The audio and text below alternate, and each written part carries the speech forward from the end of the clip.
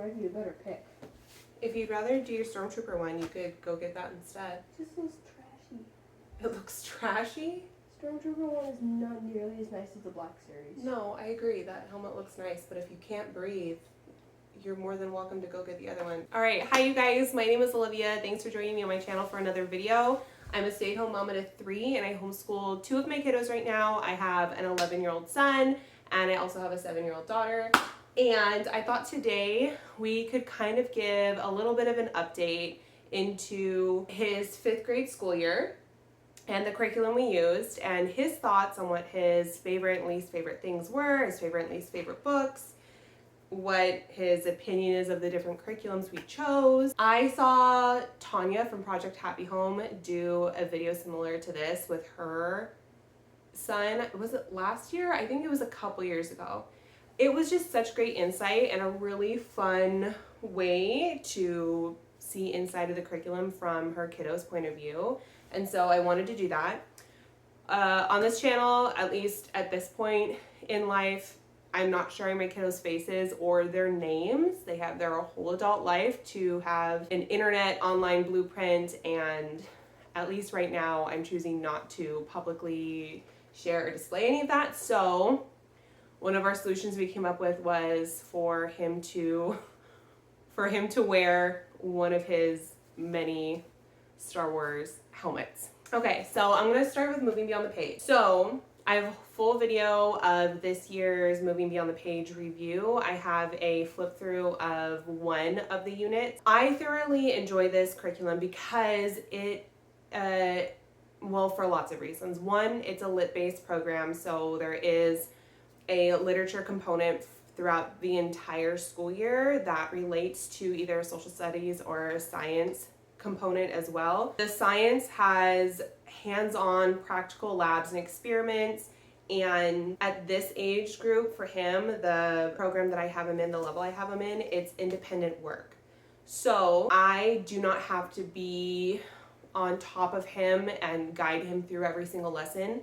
The curriculum is written straight to him, for him, to the student to do their work, which creates a lot of independence, and he is fully capable of being able to do all of these on his own, and I think it's right at his level that he needs. And so it's been really great this year, especially with a baby sister in the house, and that baby just takes so much attention during the day. There are 4 concepts throughout the year and 3 units for each concept. This definitely took us longer than is laid out per the curriculum company. I think it's supposed to be maybe 3-ish weeks, 2 to 3 weeks. I think 3-ish though, for each one of the units. It takes us a few weeks longer than that for each one, but we take lots of breaks during the week, so we usually only have like a 3-day school week, sometimes 4. I try to make it 4, but my husband has his days off in the work week, and then we're full on the weekends with other activities, so we don't always get to structured school days.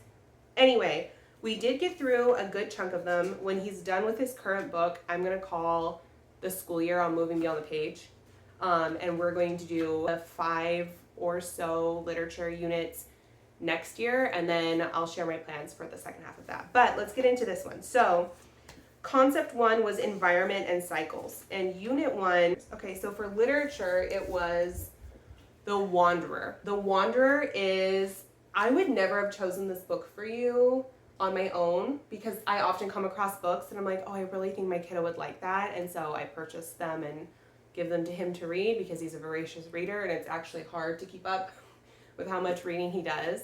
He's very much a fantasy kiddo.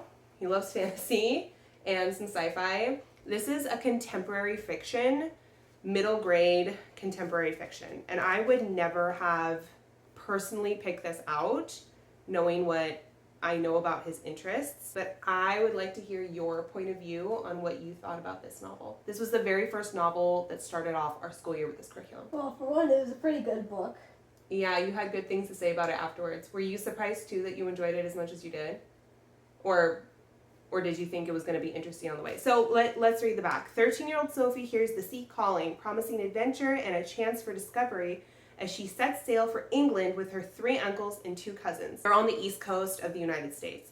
Sophie's cousin Cody isn't sure he has the strength to prove himself to the crew and to his father. Through Sophie's and Cody's travel logs, we hear stories of the past and the daily challenges of surviving at sea as the Wanderer sails towards its destination and its passengers search for their places in the world. So this is a dual point of view book. You hear points of view from Sophie and points of view from Cody. And they're all family together on this little boat. It's challenging. They encounter lots of weather and trials and all sorts of things. And there's kind of... She has family issues. She has family issues. Yeah. Okay, what did you think about the book? Other than it was a pretty good book. I mean, it was great to go with the weather science bit. Yes, because each unit is in conjunction a literature piece and either a science or a social studies piece. So what we were learning concurrently with reading The Wanderer, we were learning about weather and climate. I did like the secret bit of the book. Oh, yeah. So like he mentioned, she has family issues and you get kind of flashbacks from her past through her point of view, and then you also see through her cousin's point of view the interactions that the other family members around her, like their thoughts and feelings on her family issues and their confusion or their take on her place in the family. And I know that sounds a little bit vague, and it's because it's like this really meaningful thing when you actually discover what it is that's happening. So we're trying not to give it away, but you're right, that was a really good twist. Also, you're reading about kiddos who are your age here, and normally in fantasy books it's like different, like they're either creatures or animals or sometimes like older kids, rarely ever kids kind of your age though. So what did you think about reading things through the point of view in this book? I did, I gotta say my favorite character was Cody. Yeah, why? Because I feel like he's the most like me. Because he's like... In what ways do you think? Oh, for one, he's a guy. Yes. And for two, he's really, really funny. Oh, is he really, really funny? He's like a sarcastic and dry, witty humor kind of kid.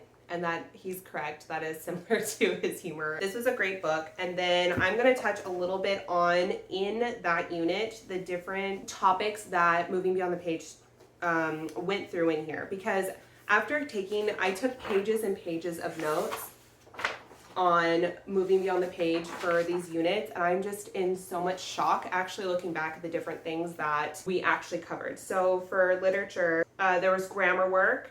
They went over predicate and subject, indirect and direct objects, adverbs and adjectives, and prepositional phrases and modifiers, which I thought all came pretty easy to you because you've had extensive studies in that. With what curriculum? Michael Clay Thompson. Yeah. That was really cool. Yeah. I like the bit where he taught you the Latin thing. Oh, the vocabulary? Yeah. Yeah, I actually shared that in my videos that I thought that was one of your favorite subjects from the language arts component. You learned different sailing terms, and you learned voice, like within a piece of writing. So being able to write a character and knowing that they each have their own quirks and their own way of speaking, like you were able to look at different passages and recognize, oh, that's definitely Sophie speaking, or oh, that's definitely Cody speaking, because it went through, like the author was able to communicate who it was and the personality and the voice that came out. Yeah, also actually, she wrote them in different fonts. Yes, yeah, that's right. But I mean, like when we did the work in the workbook and I gave you different passages, you were able to identify who was who. And then they also went over simile and personification and theme. So they went over some grammar, they went over some different literary, and then in science, like we said, it was weather and climate, and the different things that we touched on were meteorology and forecasting, air temperature and pressure. Do you remember what the tool is that they use to measure air temperature and pressure? Barometer. The barometer. The wind measurement and how it affects weather. Do you remember what the instrument is that they use to measure the wind? Oh, the thing. It's a thing. It's like a thing. The anemometer. Yeah. Yeah, so he got to create a barometer and an anemometer within the science kit. Humidity and heat index. Do you remember what the instrument is to measure that? Hygrometer. The hygrometer. He got to create one of those. Clouds and weather cycle, so the 10 main types of clouds, the 5 main components of the water cycle. Fog, dew, and precipitation, and he got to make a rain gauge. Mapping weather and fronts, storms, and wild weather like lightning, hurricanes, etc. And they touched a little bit on geography and climate change. Another thing that I like about Moving Beyond the Page is that they always switch up what the final project is for each one of the units. So for the weather and climate unit, the final project there was presenting weather and climate and a test, so he was like a weather forecaster, and he explained to us about weather and climate and fronts moving in and out. And the final project for the literature unit was a character lap book, and he got to choose which one of the main characters he made that lap book on. All right, unit 2. So the literature component here was the people as sparks. So this is the City of Ember series, and when I opened this up, it said it was book 2, and I did not read ahead on the first bit of it. What they wanted you to wind up doing was, for the very first lesson, you watch, because there's a movie of the City of Ember.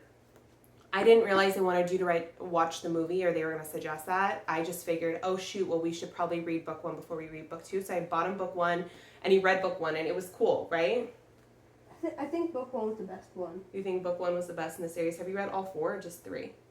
I've read just 3. That last one is actually a prequel. Oh, it's a prequel. Okay. So it's about some teenagers, and they live in a fantasy. It's kind of like a dystopian world. And in the first book, they live under the ground.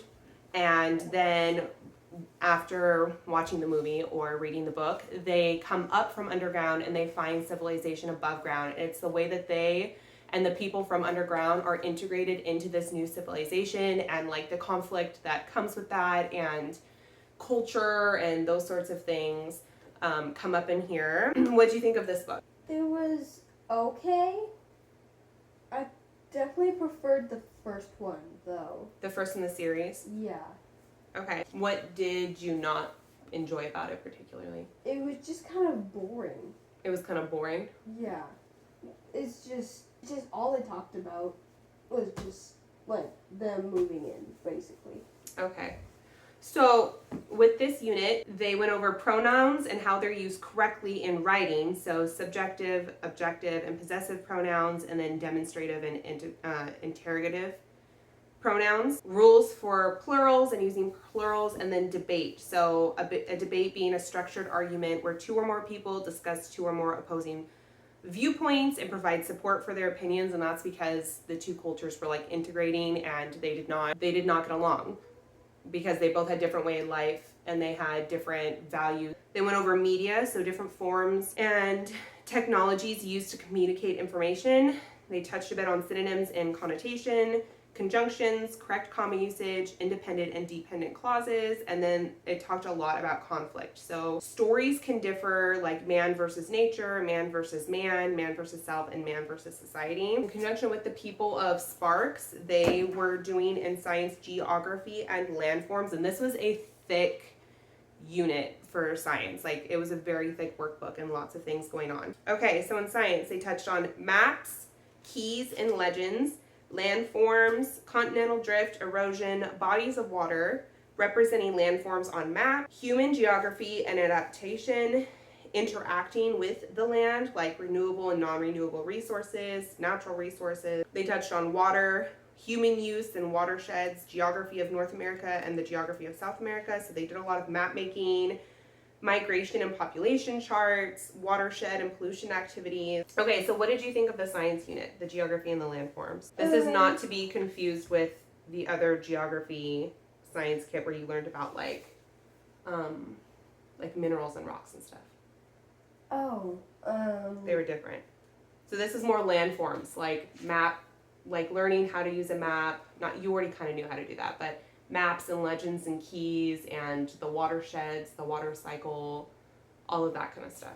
I'm confusing it with the geography one, so I can't really remember actually. Okay, for science, the final project here was making a local geography booklet. Do you remember that?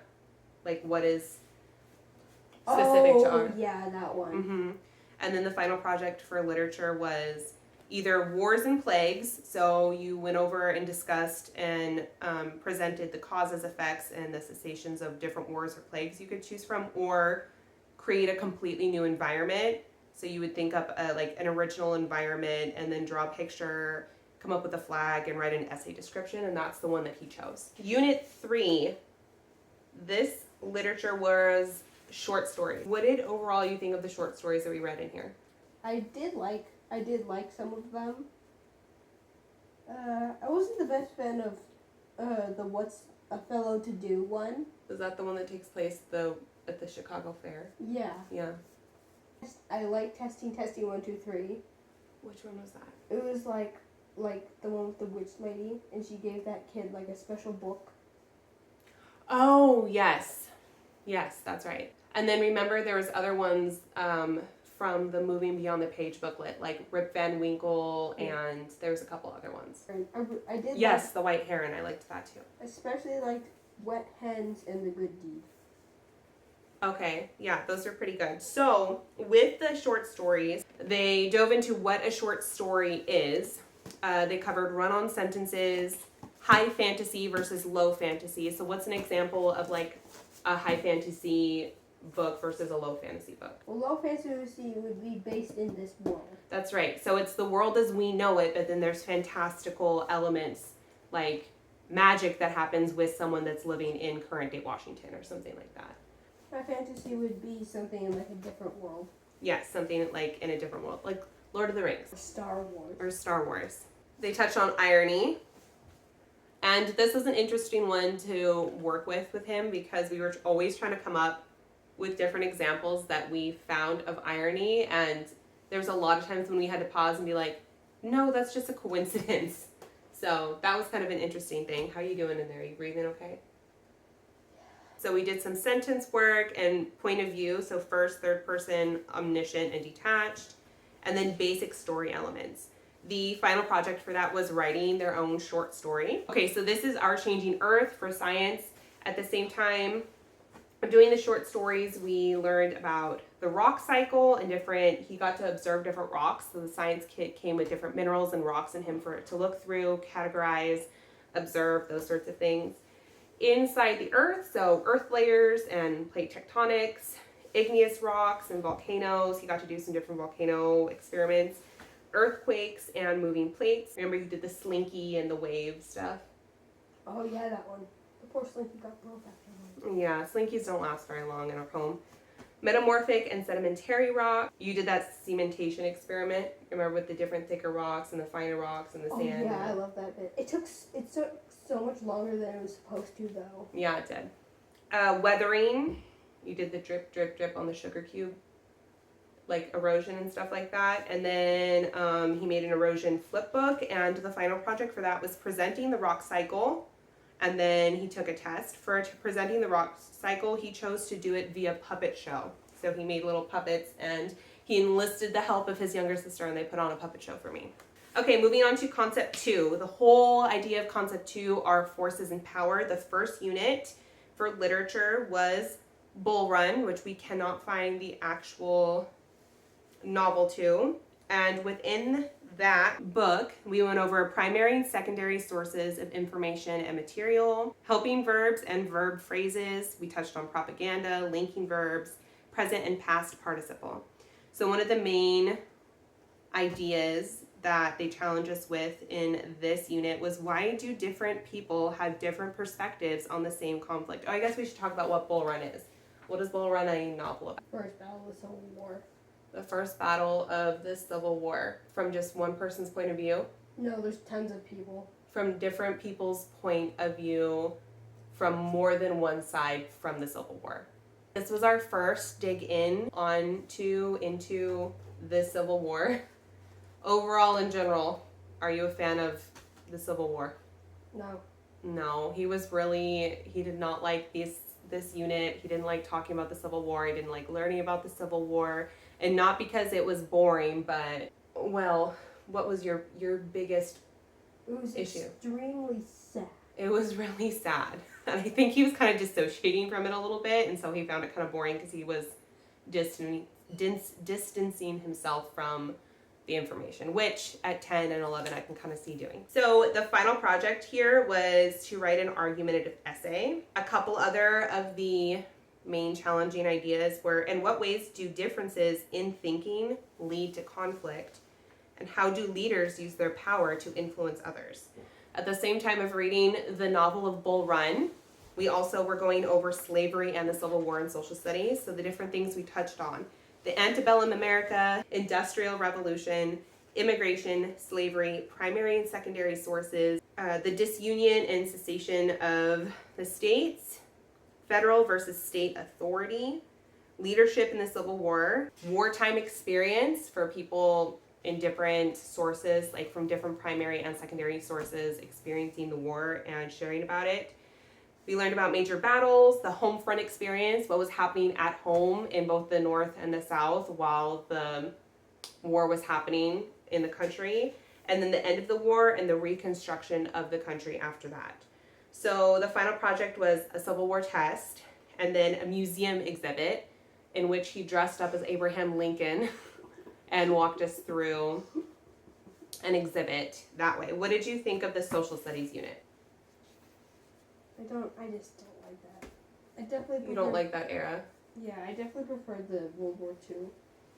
Yes, okay. Well, is it because World War II, it doesn't hit home as much? It doesn't hit home as much. And it's just... It was so much bigger and seemed like it was just, it was like out of something we could imagine experiencing.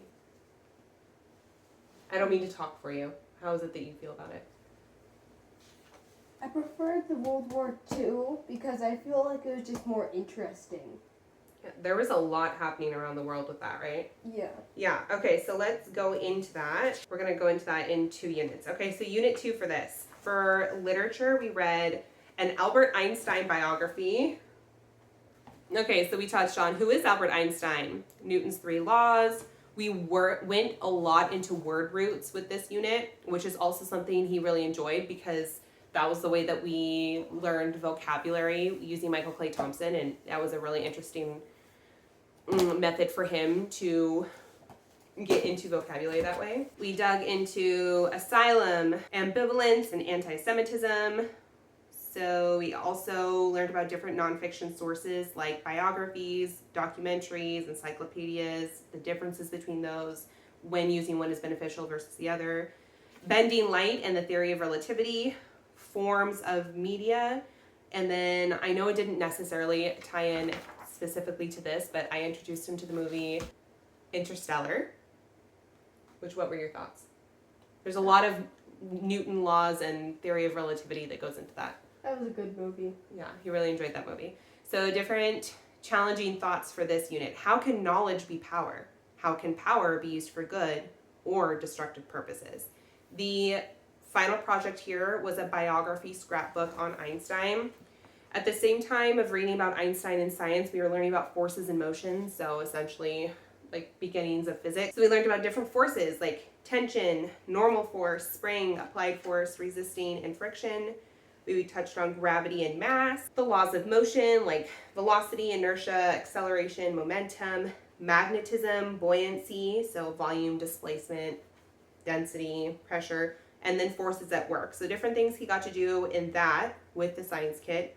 Building bridges, friction, testing gravity with different objects, and air resistance, the Newton's Marbles Lab, magnetic fields and attraction, water displacement, and simple machine stations, so creating a wedge, a screw, a lever, an inclined plane. I feel like you were doing a lot with that science unit. Like it was super hands-on all of the time, and it wasn't a whole lot of theory. It was like very much practical. Like you were able to manipulate stuff all the time to really see that science at work. Yeah. Versus it was kind of harder to do that with the weather stuff. Especially in the season we did the weather stuff. September in Washington is pretty consistent. It's like dry and not stormy, and there wasn't a whole lot to do. Yeah. So what did you think on the Einstein biography? So this is the one biography of the year. Mm-hmm. What do you think of biographies? I like that. It has a lot of facts. Yes, chock full of facts. The final project of that one was building and creating his own little simple machine stations. Okay, 2 more that I talked about here. So this is unit 3. In literature, we read Number the Stars. And what is Number the Stars about? Well, it's about Denmark during the Nazi occupation in World War II. Yeah, from the point of view of who? Of 12-year-old girl. Yes. So I remember also reading this book when I was a 5th grader, so it was just kind of very, very nostalgic to have him reading it at the same time. Okay, so in this novel, this unit, we did some background on Denmark and World War II, and there was a lot of proofreading that happened in this unit. A lot of proofreading that happened, and proofreading and editing. They touched on propaganda. We touched some on Jewish culture and religion, and expository writing, so writing that's used to explain or inform or describe. At the same time of reading that, we were also in social studies learning about World War I and World War II. So we began, I cannot speak. So we began with World War I and the Central Powers, the Allied powers, and then primary and secondary sourcing again, propaganda again, and then the end of World War I, so the Treaty of Versailles, and then how that contributed to World War II. The different warfare that we saw in World War I, which was different than what had been experienced in a lot of different war before. And then it went into World War II before the US's involvement. So how the Nazi Party came to power. It touched on democracy, fascism, communism, and then the differences in warfare from World War I and World War II, which were also a huge jump and huge differences in the way war was conducted in World War II.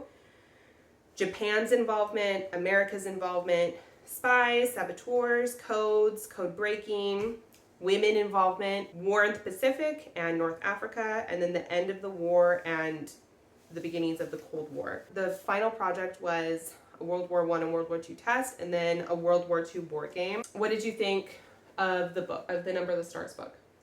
That was a very good book. You really enjoyed it? Yeah. Explained well, the hardships of them not having, the materials and things that they want, and not having meat, and just having potatoes all the time.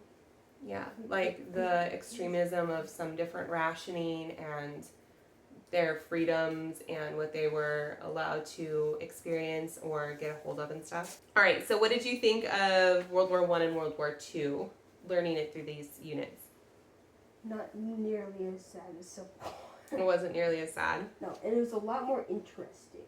Okay, what specifically do you think about that's the most interesting? I like learning about, World War II. It didn't tell a lot about World War I. Learning, what facts or topics on World War II do you find the most interesting? Or that was surprising, or what have you? I like learning about, all the new technology that they made. Yeah, it was a big difference in World War II, right? Yeah. Yeah. I did not write it down because this is what he's currently in, and this is what we're going to wrap up the school year with. So this is Concept 3, Unit 1. So next year we're going to have all of Concept 4, which are 3 units, and then the last 2 units, Concept 3. Concept 3, the whole idea is change. So this first unit, we're learning about matter in science, and then the literature piece is Tuck Everlasting. What is Tuck Everlasting about so far? You're what, 3/4 of the way through the book? Yeah.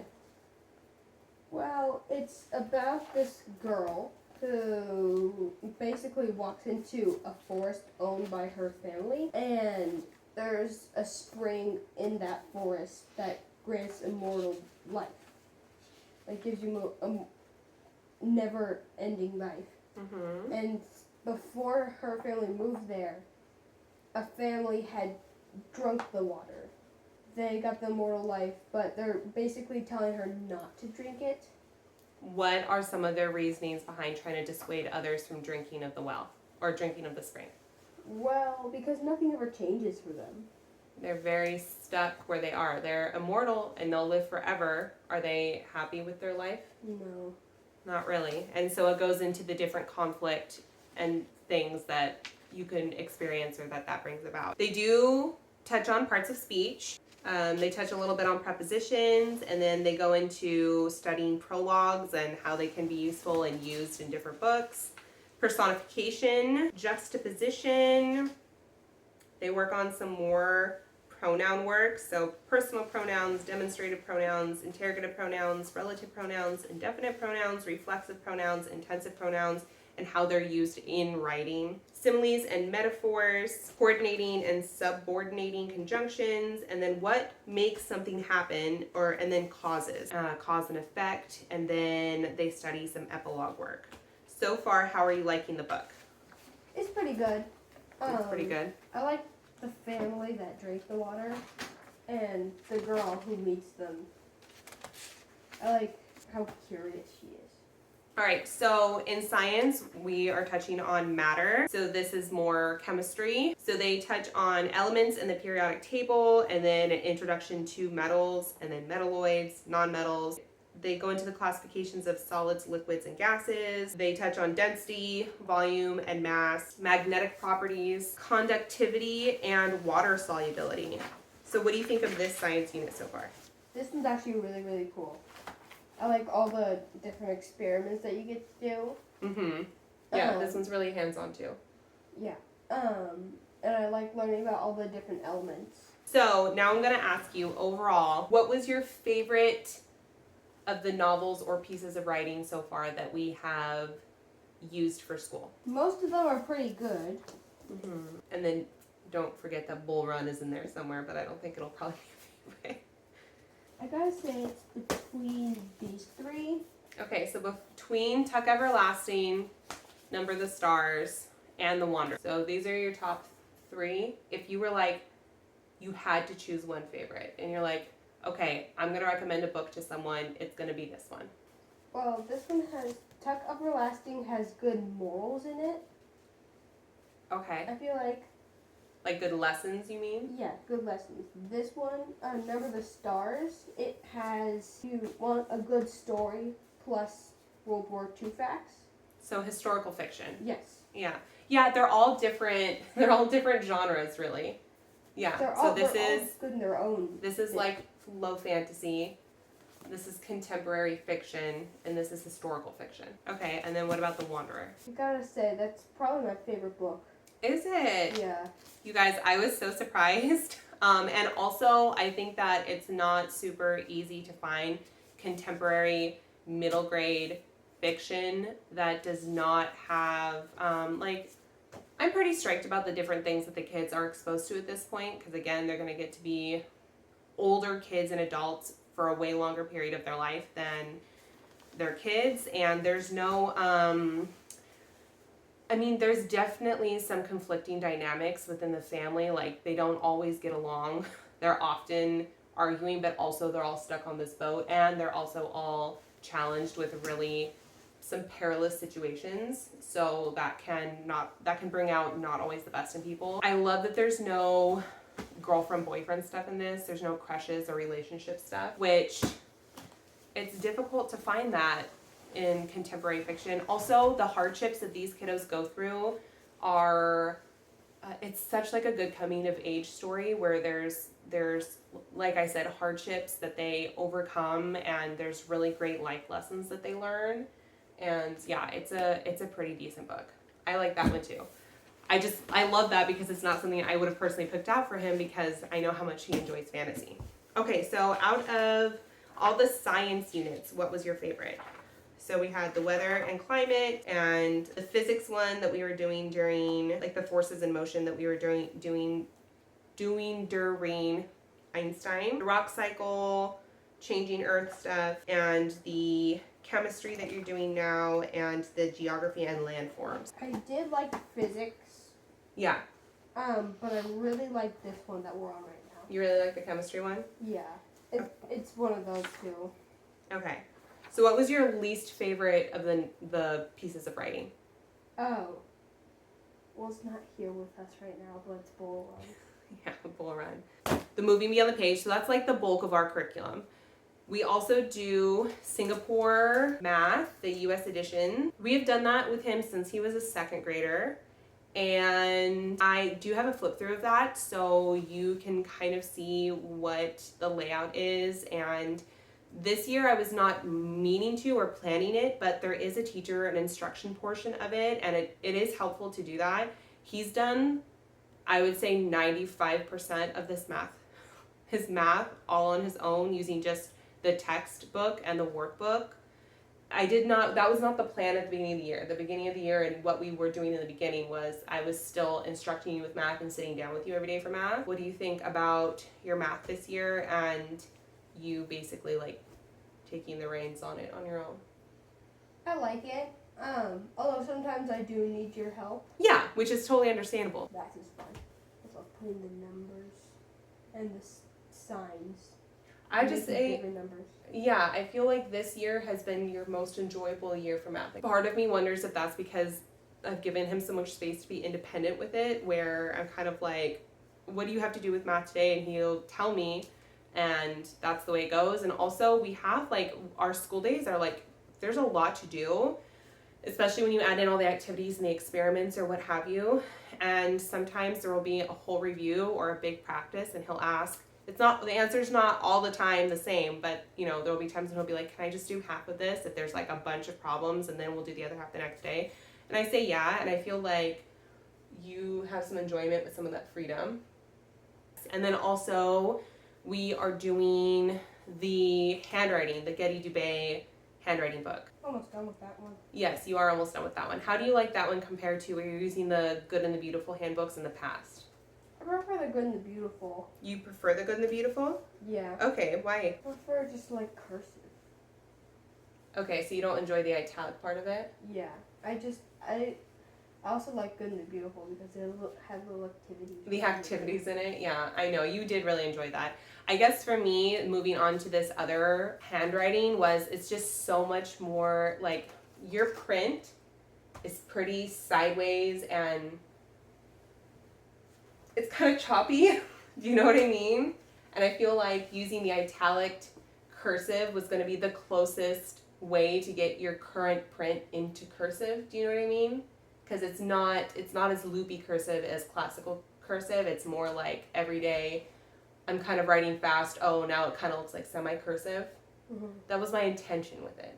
Are you saying you're not a fan of it? Or it's just you like the other one better? I'm not a fan of it. I'm saying I prefer Good and the Beautiful. Okay. Overall, what did you think of this school year? The load, the curriculum, the different things you experienced, good or bad? Just sharing your opinions. I do like it.